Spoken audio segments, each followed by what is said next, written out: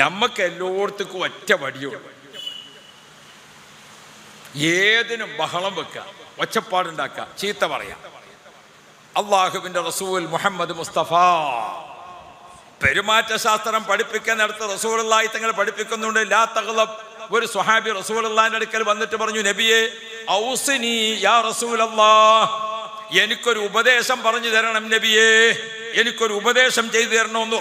അപ്പൊ റസൂലുള്ളാഹി തങ്ങൾ അദ്ദേഹത്തോട് പറഞ്ഞു, ലാ തഗ്ളബ്, നിങ്ങൾ ദേഷ്യപ്പെടരുത് കേട്ടോ എന്ന്. ദേഷ്യപ്പെടരുത്. അപ്പൊ ആ സ്വഹാബിക്ക് കുറച്ച് ദൂരെ പോകാനുള്ള ആളാ. മൂപ്പർക്ക് അത് കിട്ടിയത് മതിയായില്ലാന്ന് തോന്നി. കുറച്ചും കൂടി കൂടുതൽ കിട്ടാൻ വേണ്ടി കുറച്ച് കഴിഞ്ഞിട്ട് റസൂലുള്ളാഹിന്റെ അടുക്കൽ ഒന്നുകൂടി വന്നിട്ട് പറഞ്ഞു, ഔസിനി യാ റസൂലല്ലാഹ്, എനിക്കൊരു വസിയത്ത് പറഞ്ഞു തരുമോ നബിയെന്ന്. മൂന്നാമത്തെ പ്രാവശ്യം അയാളോട് പറഞ്ഞു, ലാ തഗ്ളബ്, നീ ദേഷ്യപ്പെടരുതേന്ന് പറഞ്ഞു. കാലത്തെ സ്നേഹം അത് മുഴുവനും തകർത്ത് കളയുന്ന ഒറ്റ വാക്ക് ദേഷ്യം കൂടെ അല്ലേ? നമ്മളെ പെട്ടെന്നുണ്ടാകുന്ന ഒരു തരം ദേഷ്യമുണ്ട്. ആ ദേഷ്യത്തിന്റെ സമയത്ത് നമ്മളെ ശരീരത്തിൽ ശൈത്താൻ കയറിയിട്ടുണ്ട്. പിശാച്ച് നമ്മളെ സ്വാധീനിക്കാൻ അല്ലേ? ആ പിശാച്ച് സ്വാധീനിച്ചുകൊണ്ട് ദേഷ്യത്തോടുകൂടെ സംസാരിക്കുമ്പോൾ ഇസ്ലാമിലെ നിയമം എന്താണ്? ഒരു ഖാദി, ഒരു ജഡ്ജ്, അദ്ദേഹം വിധി പറയുമ്പോൾ ദേഷ്യത്തോടുകൂടെ വിധി പറയരുത് എന്നാണ്. എന്തുകൊണ്ട്? ദേഷ്യത്തോടുകൂടെ വിധി പറയാൻ വേണ്ടി വെച്ചാൽ ചിലപ്പോ അദ്ദേഹത്തിന്റെ ആ രക്തം ചൂടായി പിശാച്ച് സ്വാധീനിച്ച് നിൽക്കുന്ന സമയത്ത് അങ്ങോട്ട് വിധി പറഞ്ഞാൽ അത് പിന്നെ സഹിക്കാൻ പറ്റാത്തതായിട്ട്. അതുകൊണ്ട് ഇപ്പൊ ഭൗതിക കോടതിയൊക്കെ അങ്ങനെയാണോ? നമ്മളെ നാട്ടിലെ കോടതിയിലൊക്കെ കേസ് കണ്ടിട്ടില്ലെങ്കിൽ 31-ാം തീയതി വാദം പൂർത്തിയാക്കി വിധി പറയാൻ 15-ാം തീയതിക്ക് മാറ്റിവെച്ചു. എന്താ ഇന്ന് തന്നെയാണ് പറഞ്ഞൂടെ? എന്തിനാ 15-ാം തീയതിക്ക് വെച്ചത്? ഒരു വീണ്ടും വിചാരം. 2 അഡ്വക്കറ്റുമാരും അപ്പുറം ഇട്ടിട്ട് ആ കുരുക്കിയ സംഘത്തെ അങ്ങനെത്തന്നെയാണ് വിധി പറയാൻ പറ്റില്ല. ഒരു കേൾവി ശറഇൽ വലിയൊരു നിയമമാണ്. ദേഷ്യപ്പെട്ട സമയത്ത് വിധി പറയരുത്. ഭാര്യയും ഭർത്താവും നല്ല സന്തോഷത്തിൽ കഴിയാണ്, അതിൻ്റെ ഇടക്കാണ് ഇയാൾക്ക് ദേഷ്യം പിടിച്ചത്. മൂപ്പരിപ്പോ വല്യപ്പേക്കാണ്, 65 വയസ്സായി, പെണ്ണുങ്ങൾക്ക് 58 ആയി. ദേഷ്യമാണ് പിടിച്ചു കണ്ട് അതിൻ്റെ 68 ചെല്ലിയാണ്. എത്ര ചെല്ലി? 68 ചെല്ലി. വൈകുന്നേരം ആയപ്പോൾ ഒരു ചെറിയ കാറ്റും ഒരു ഒയന്ന മഴയും.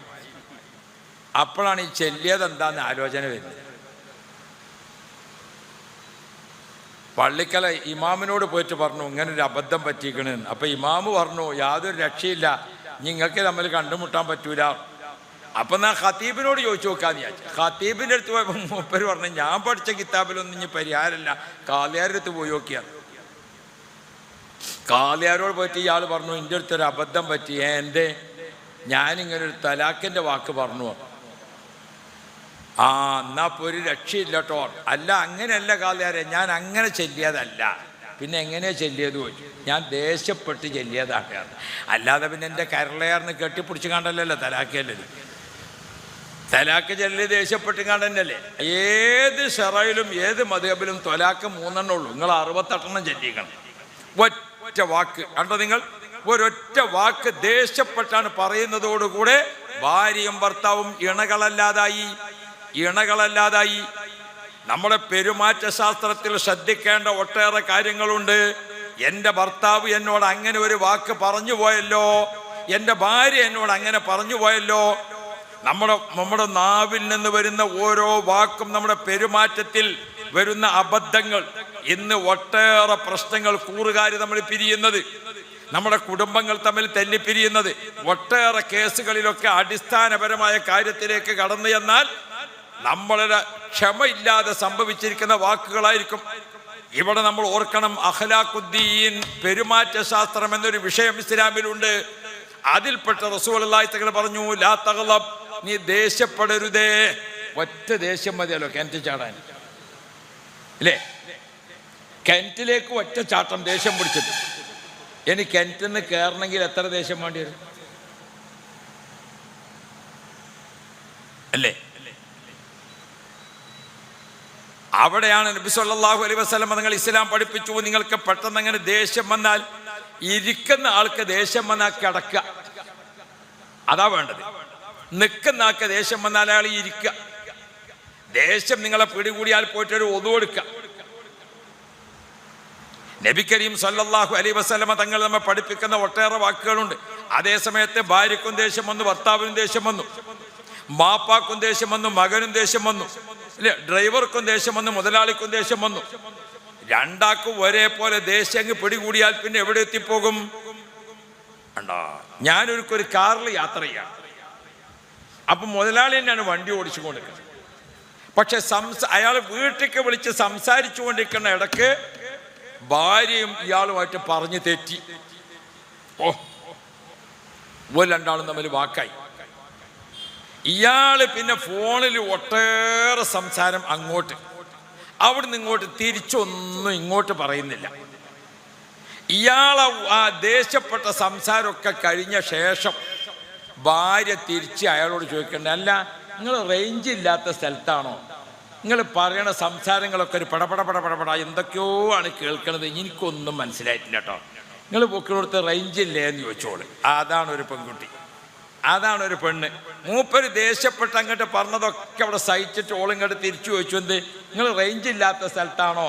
ഒന്നും പറഞ്ഞിട്ട് മനസ്സിലാകണില്ലല്ലോ എന്ന് ചോദിച്ചു. കണ്ടോ, ഒരാൾക്ക് ദേഷ്യം വന്നാൽ മറ്റേ ആൾ സഹിക്കുക, ഒരാൾക്ക് ദേഷ്യം വന്നാൽ മറ്റേ ആൾ ക്ഷമിക്കുക. പെരുമാറ്റശാസ്ത്രത്തിൽ അതാണ്, പെരുമാറ്റശാസ്ത്രത്തിൽ അതാണ്. ബഹുമാനപ്പെട്ട റസൂലുള്ളാഹിന്റെ മുമ്പിൽ വെച്ചുകൊണ്ടാണ് പായസം കൊണ്ടുവന്ന പ്ലേറ്റ് ഒരൊറ്റ തട്ട് തട്ടിയിട്ട് 2 കഷ്ണമാറ്റി പിളരുന്നത്.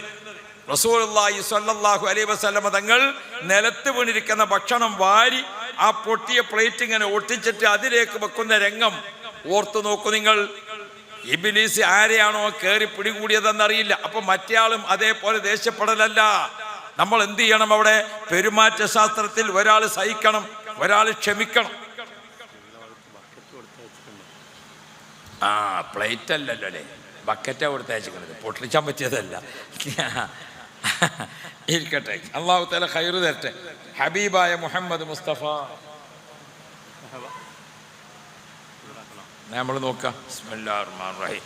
ഇവിടെ ഇപ്പം ഞാൻ വന്നു നോക്കുമ്പോൾ സാധാരണ വയല് പറയണാക്കാണ് എന്തായാലും കുടിക്കാനും മറ്റുമൊക്കെ കൊടുക്കൽ. ഇവിടെ നോക്കുമ്പോൾ കേൾക്കണം ഇങ്ങക്കാണൊക്കെ കിട്ടണത്. ഇപ്പം ക്ഷീണം മുഴുവൻ പറഞ്ഞ എനിക്കല്ല, കേട്ട ഇങ്ങക്കാണ്. ആയിക്കോട്ടെ, അല്ലാഹു ആഫിയത്ത് തരട്ടെ.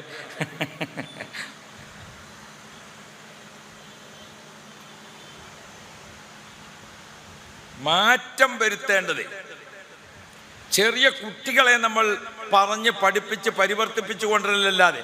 ഞാൻ പറയുന്നത് കുടുംബങ്ങളൊക്കെ കലഹം. പ്രിയപ്പെട്ട ഉമ്മപങ്ങന്മാർ, സഹോദരിമാരെ, ജ്യേഷ്ഠനുജന്മാരെ, അയൽവാസികളെ, നമ്മൾ നിസ്കരിക്കുന്ന നിസ്കാരത്തിനും നമ്മൾ ഓതിക്കൊണ്ടിരിക്കുന്ന ഖുർആനുമൊക്കെ നമുക്ക് പ്രതിഫലം കിട്ടണ്ടേ? തമ്മിൽ ദേഷ്യപ്പെട്ട് പിണങ്ങി, ജ്യേഷ്ഠനും അനുജനും തമ്മിൽ പിണങ്ങി, ആ പിണക്കത്തിൽ 2 പേരും തെറ്റുകാരാണെങ്കിൽ 2 ആളെ ദുആക്കും ഉത്തരമില്ലല്ലോ. ഭാര്യയും ഭർത്താവും തമ്മിൽ പിണങ്ങി 2 ആളും വിട്ടുവീഴ്ചക്ക് തയ്യാറല്ലെങ്കിൽ 2 ആളെ ദുആക്കും ഉത്തരമില്ലല്ലോ.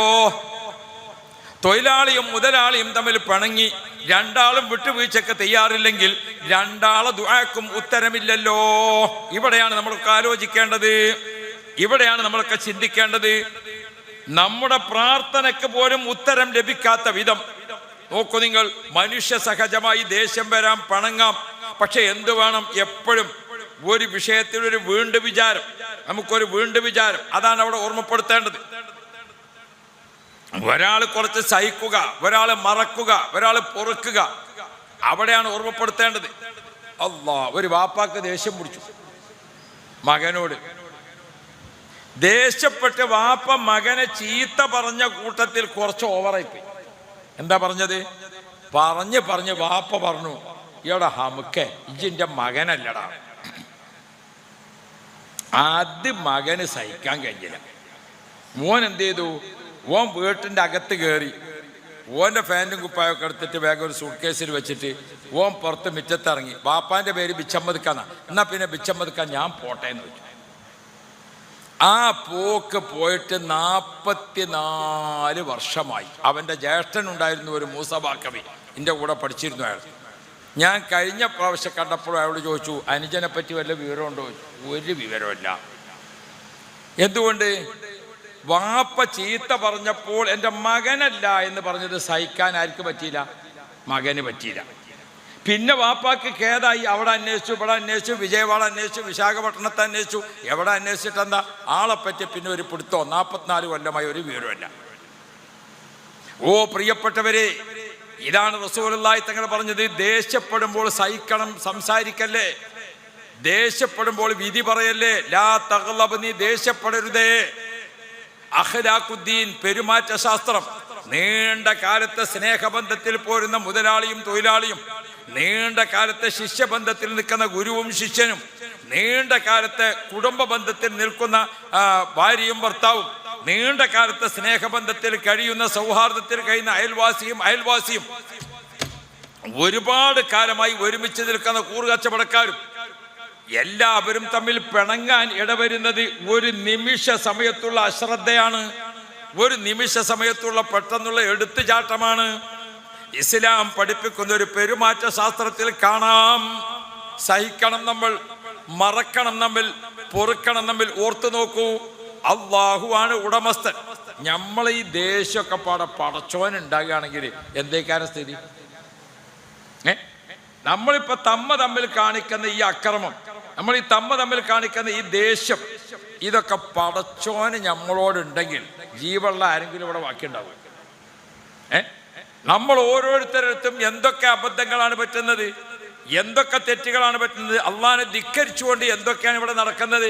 പക്ഷേ അള്ളാഹു തആല ഓർമ്മപ്പെടുന്നത് നബ്ബി ഇബാദി അന്നീ അനൽ ഗഫൂറുർ റഹീം. നബി സല്ലല്ലാഹു അലൈഹി വസല്ലം തങ്ങളോട് ഖുർആൻ ഉണർത്തി കൊടുക്കുന്ന നബിയെ, അള്ളാഹുവിനെ പറ്റി ലോകത്തിന് പരിചയപ്പെടുത്തി കൊടുക്കണം. നബ്ബി ഇബാദി, എൻ്റെ അടിമകളോട് പറയണം നബിയെ, അന്നീ അനൽ ഗഫൂറുർ റഹീം. ബക്കറ്റ് പോകണ്ടെന്നുണ്ട്, എവിടെ പോയി? സ്ത്രീകളെ ഭാഗത്തേക്ക്. അല്ലാഹു റബ്ബി, സ്ത്രീകളൊക്കെ എല്ലാവരും നല്ല സംഭാവന കൊടുക്കണം. നല്ല ഉറൂസ് മുബാറക്ക് നടക്കുമ്പോൾ നമ്മുടെ കമ്മിറ്റിക്കാർക്ക് ഒരു സന്തോഷമാകണമെങ്കിൽ, അതായത് നടത്തിപ്പുകാർക്ക് ഈ കൊല്ലം നടത്തിയിട്ട് വല്ലതും 10 രൂപ മിച്ചം വരണം. അപ്പോഴാണ് അടുത്ത കൊല്ലം, കഴിഞ്ഞ കൊല്ലം കുറച്ച് മെച്ചാന്നാണ് തോന്നുന്നത്, അതാ ഇക്കൊല്ലം 8 ദിവസത്തെ വാങ്ങി വെച്ചത്. കഴിഞ്ഞ വർഷം എത്ര ദിവസമുള്ളൂ? 4 ദിവസമുള്ളൂ. 5-ാമത്തെ ദിവസം സമാപനമാണ്. ഈ പ്രാവശ്യം 8 ദിവസം വെച്ചതുകൊണ്ടാണ്. കഴിഞ്ഞ കൊല്ലം കുറച്ച് മെച്ചമായതുകൊണ്ടാണ്. 2 നിലക്ക് മെച്ചം വേണം. ഒന്ന്, സഭകളിലൊക്കെ ആളുകൾ കേട്ട് കൂടുതൽ കാര്യങ്ങൾ ഉൾക്കൊണ്ട് സംഭാവനയും കാര്യങ്ങളൊക്കെ കിട്ടി, എല്ലാം കൊണ്ടും മെച്ചം വേണം. അള്ളാഹു തആല നമ്മളെ എല്ലാ സഹോദരിമാർക്കും നീ റഹ്മത്ത് ചെയ്യണേ അല്ലാ. ഈ സഭയിലിരിക്കുന്ന എല്ലാവർക്കും നീ ബർക്കത്ത് നൽകണേ അല്ലാ.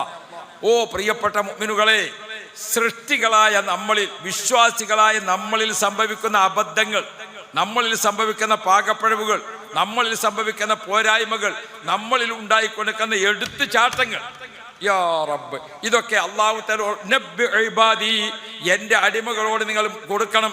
അന്നീ അനൽ ഗഫൂറുർ റഹീം, ഞാൻ അങ്ങേയറ്റത്തെ മാപ്പ് നൽകുന്നവനും അങ്ങേയറ്റത്തെ കൃപ ചെയ്യുന്നവനുമാണ്. അള്ളാഹുവിൻ്റെ ഓർഡർ അതാ. നമ്മളൊക്കെ എന്തൊക്കെ ചെയ്യുന്നു, അല്ല എന്ന് പറഞ്ഞവനൊക്കെ അള്ളാഹു തആല ഏത് കൊടുക്കാണ്? ഭക്ഷണം കൊടുക്കാണ്. അള്ളാഹുവിനെ നിഷേധിക്കുന്നവനുണ്ട്, ഓനിക്കും ഭക്ഷണം. അള്ളാഹിനെ ധിക്കരിക്കുന്നവരുണ്ട്, ഓനിക്കും വായു. അള്ളാഹു സുബ്ഹാനഹു വ തആല ഈ വക വിഷയങ്ങളൊന്നുമില്ലല്ലോ. അള്ളാഹു തആല എന്താ ചെയ്യണത്? എല്ലാറ്റിലും ഒരു മറവി, ഒരു പൊരുത്തപ്പെട്ടു കൊടുക്കൽ, ഒരു അഫൂ ചെയ്തു കൊടുക്കൽ, അതല്ലേ അള്ളാഹു തആല ചെയ്യണത്. നമ്മൾ എന്തിനാ തമ്മിൽ ഇത്ര വാശി? കുടുംബക്കാർ തമ്മിലാണ് തെറ്റിയതെങ്കിൽ എത്ര മദ്യം പറഞ്ഞാലും നന്നാവില്ല. ജ്യേഷ്ഠനും അനുജനും തമ്മിൽ പിണങ്ങി നോക്കുമ്പോൾ എത്ര പറഞ്ഞിട്ട് ഇവരനുസരിക്കുന്നില്ല. ചില ഭാര്യ ഭർത്താക്കളൊക്കെ ഉണ്ട്. ഞാൻ എൻ്റെ പ്രിയപ്പെട്ടവരോട് പറയുന്നത്, ഒരു കുട്ടിയായി അല്ലെങ്കിൽ 2 കുട്ടിയായി, ചിലപ്പോൾ 3 കുട്ടികളായി, എന്തെങ്കിലുമൊക്കെ അബദ്ധം ഭാര്യയിൽ സംഭവിച്ചു, അല്ലെങ്കിൽ ഒരു അബദ്ധം ഭർത്താവിൽ സംഭവിച്ചു, അതിന് ഇത്രയൊക്കെ പിടിവാശി വേണോ? അതിന് ഇത്രയൊക്കെ ദുർവാശി വേണോ? നിസാര കാര്യങ്ങളായിരിക്കും ഉണ്ടാവുക. സുബ്ഹാനല്ലാഹ്, ഗർഭകാലത്ത് പോലും ഭാര്യയുമായി പിണങ്ങി നിൽക്കുന്ന ഭർത്താക്കളുണ്ട്. ഒരു ഗർഭിണിയെ സംബന്ധിച്ചിടത്തോളം അവൾക്ക് ഗർഭകാലത്ത് നല്ല ആശ്വാസം കൊടുക്കണം, നല്ല സമാധാനം കൊടുക്കണം, നല്ല സന്തോഷം കൊടുക്കണം, നല്ല വിഭവസമൃദ്ധമായ പോഷകാഹാരം കൊടുക്കണം. അങ്ങനെ അവളെ നല്ല പോലെ സന്തോഷിപ്പിക്കണം. അപ്പോഴാണ് ഗർഭത്തിലിരിക്കുന്ന കുട്ടി ആരോഗ്യവാനാകുക, ഗർഭത്തിലിരിക്കുന്ന കുട്ടിക്ക് ബുദ്ധിശക്തി ഉണ്ടാകുക, ഗർഭത്തിലിരിക്കുന്ന കുട്ടിക്ക് നല്ല മെമ്മറി പവർ ഉണ്ടാകുക. ഗർഭത്തിലിരിക്കുന്ന കുട്ടി നമുക്ക് ഉപകരിക്കുന്ന മോനാകണോ, ഉപകരിക്കുന്ന മോളാവണോ, നല്ല ബുദ്ധി, നല്ല തൻ്റെ ഇടം, നല്ല മെമ്മറി പവർ, ഇതൊക്കെ കുട്ടികൾക്കുണ്ടാകണി. ഉമ്മാന്റെ മനസ്സ് നല്ല ശാന്തമാവണം. ഗർഭകാലത്ത് സ്ത്രീകൾക്ക് നല്ല സംരക്ഷണം കൊടുക്കണം, നല്ല സമാധാനം കൊടുക്കണം, കൂടുതൽ സ്നേഹം കൊടുക്കണം. അവർക്ക് കൊടുക്കേണ്ട ആഹാരങ്ങളൊക്കെ കുറച്ചുകൂടി പോഷകാഹാരങ്ങൾ കൊടുക്കണം. അപ്പോൾ ഉമ്മ നല്ല ആഹാരം കഴിച്ചാൽ, നല്ല സ്വഭാവമായാൽ, നല്ല മനസ്സമാധാനം ഉണ്ടായാൽ അതിൽ പ്രസവിക്കുന്ന മക്കൾക്ക് അത്ര നല്ല സ്വഭാവം ഉണ്ടാകും, അത്ര നല്ല ബുദ്ധി വൈഭവം ഉണ്ടാകും, അത്ര നല്ല മെമ്മറി പവർ ഉണ്ടാകും. ഇപ്പൊ നമ്മളെ ഈ പെരുമാറ്റത്തിൽ വരുന്ന, സംസാരത്തിൽ വരുന്ന ചില അബദ്ധങ്ങൾ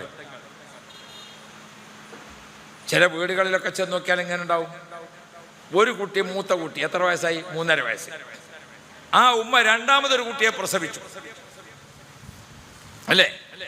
ചില കുട്ടികളൊക്കെ എന്ത് ചെയ്യും? ചില കുട്ടികൾ മുതിർന്ന കുട്ടി, ആദ്യം പ്രസവിച്ചിരിക്കുന്ന കുട്ടി 3 വയസ്സ് 3.5 വയസ്സൊക്കെ ആയ കുട്ടി എന്ത് ചെയ്യും?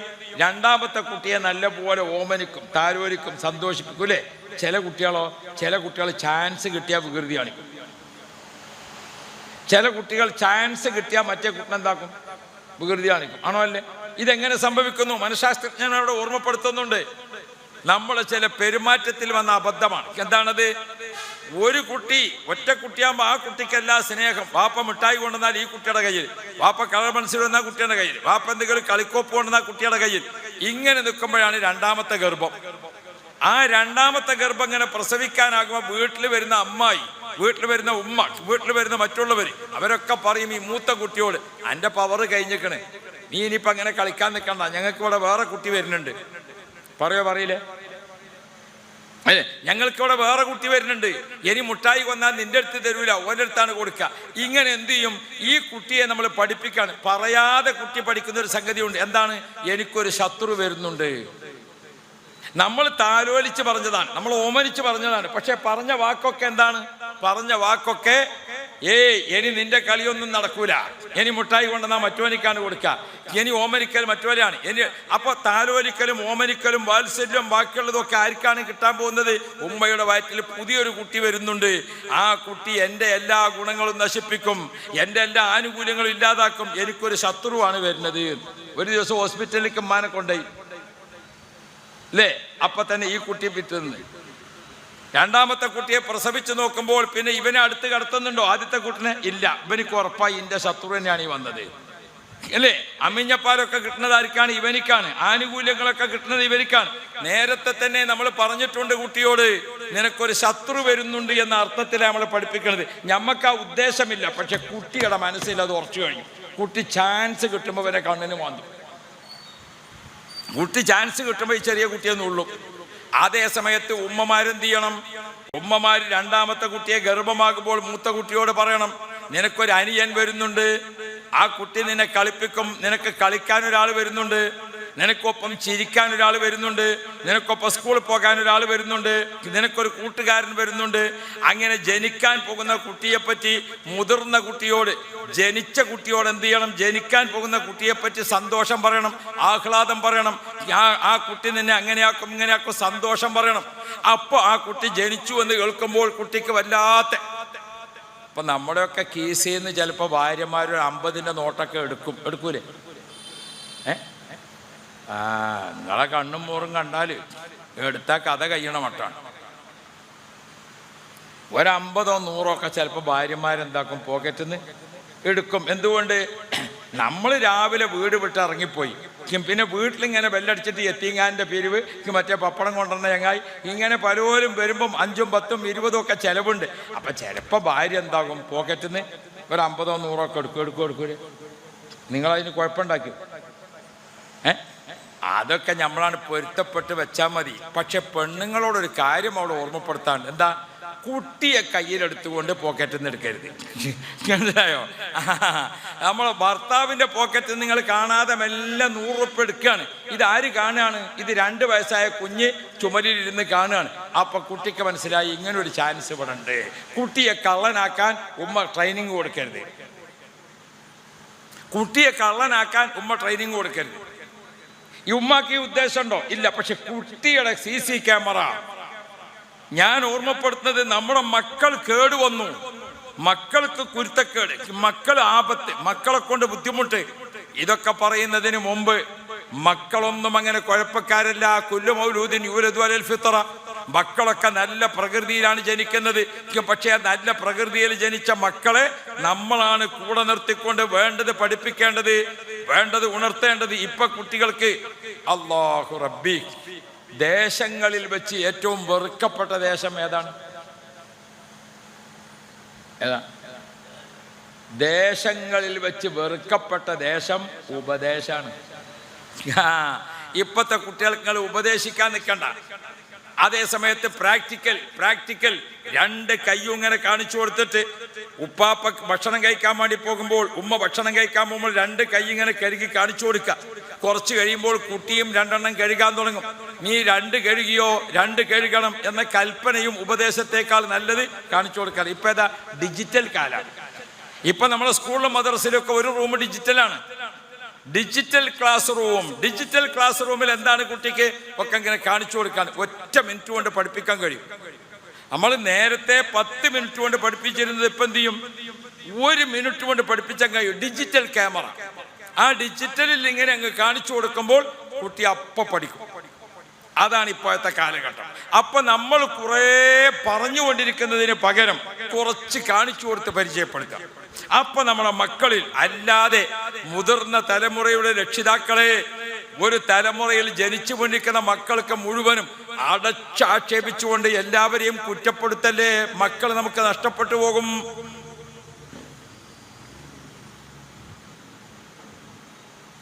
പിന്നെ ദുനിയാവും ആഖിറവും രക്ഷപ്പെടാനുള്ള ഒരു മരുന്നുണ്ട്.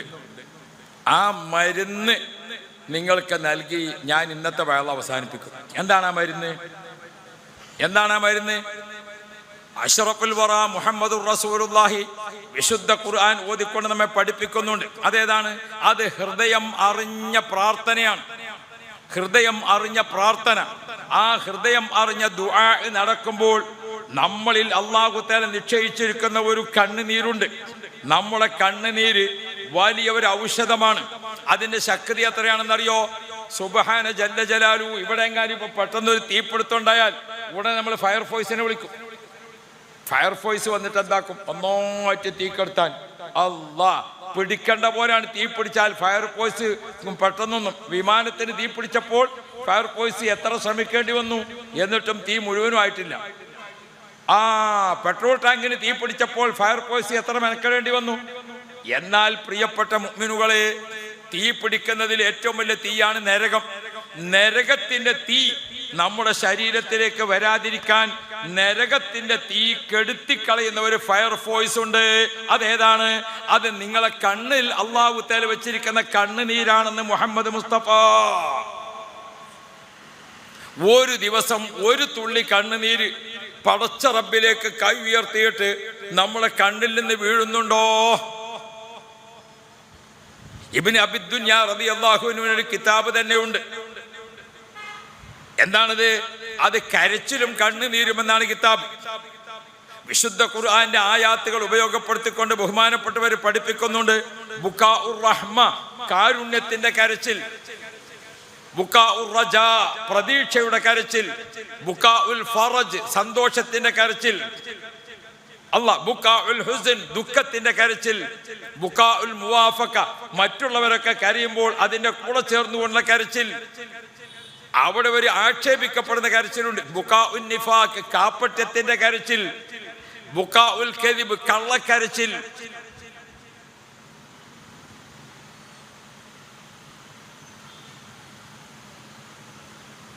നബി കരീം സല്ലല്ലാഹു അലൈഹി വസല്ലമ തങ്ങളും സ്വഹാബാക്കളും ഒരു ചെറിയ സദസ്സിൽ ഇങ്ങനെ ഇരിക്കുമ്പോൾ ഒരാൾ വന്നിട്ട് പറഞ്ഞു, നബിയേ, തങ്ങളെ മോള് സൈനബുവിന്റെ കുട്ടി മരണപ്പെട്ടിട്ടുണ്ട്.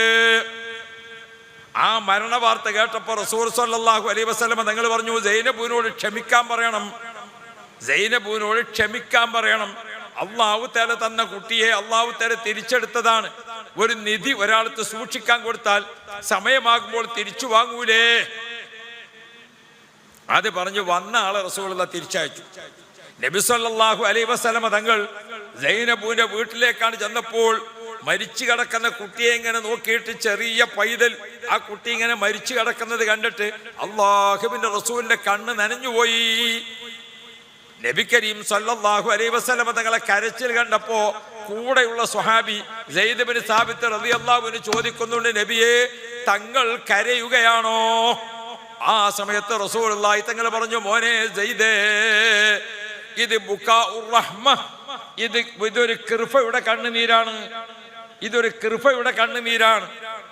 ഒരു വാപ്പാക്ക് മക്കളോട്, ഒരു ഉമ്മാക്ക് മക്കളോട്, ഒരു സ്നേഹിക്കുന്ന ആൾക്ക് മറ്റൊരാളോട് ഹൃദയത്തിലുണ്ടാകുന്ന ഒരു കാരുണ്യമുണ്ട്. ആ കാരുണ്യത്തിന്റെ ഭാഗമായി വരുന്ന കണ്ണുനീര് അത് റഹ്മത്തിന്റെ കണ്ണുനീരാണ്. നമ്മളിലേക്ക് അള്ളാഹു തആല റഹ്മത്തിന്റെ, നാം അള്ളാഹുവിൽ എൻ്റെ റബ്ബ് എനിക്ക് ചെയ്തു തന്ന റഹ്മത്ത്, അള്ളാഹു എനിക്ക് തന്ന ഗുണം, അതിനെപ്പറ്റി ഇങ്ങനെ ആവശ്യം റബ്ബിന്റെ മുമ്പിൽ നമ്മൾ കണ്ണുനീരൊഴുക്കുമ്പോൾ അള്ളാഹു തആലക്ക് നമ്മളോട് റഹ്മത്ത് തോന്നും. അതുകൊണ്ട് നിങ്ങൾ ബുകാഉർ റഹ്മ, നമ്മുടെ കണ്ണുനീരിന് അള്ളാഹിൻ്റെ അടുത്ത് വലിയ വിലയുണ്ട്. നരകത്തിന്റെ തീ കെടുത്താൻ ശക്തിയുള്ള ഫയറാണ് നമ്മുടെ കണ്ണുനീര്. ഓ പ്രിയപ്പെട്ട മുഅ്മിനുകളെ, നമ്മുടെ വീട്ടിലോ കുടുംബത്തിലോ നമ്മുടെ കച്ചവട സ്ഥാപനങ്ങളിലോ വ്യാപാര സ്ഥലങ്ങളിലോ എവിടെയായാലും നമുക്ക് താങ്ങാനാവാത്ത പ്രശ്നങ്ങൾ വരും. അള്ളാഹുവിന് മുമ്പിൽ കണ്ണീരൊഴുക്കാൻ തയ്യാറാവണം. അതൊരു ഹൃദയത്തിന്റെ വല്ലാത്തൊരു സംഗതിയാണ്, റഹ്മത്തിന്റെ കണ്ണുനീര്. മറ്റൊരു കണ്ണുനീരുണ്ട്, അതേതാണ്? അല്ലാഹു റബ്ബി, നബി മുഹമ്മദുർ റസൂലുള്ളാഹി, നബി കരീം സല്ലല്ലാഹു അലൈഹി വസല്ലമ തങ്ങൾ ആ കണ്ണുനീരിന്റെ കഥ പറയുന്ന ഹദീസുകൾ ഇങ്ങനെ നോക്കിയാൽ അല്ലാഹു റബ്ബി,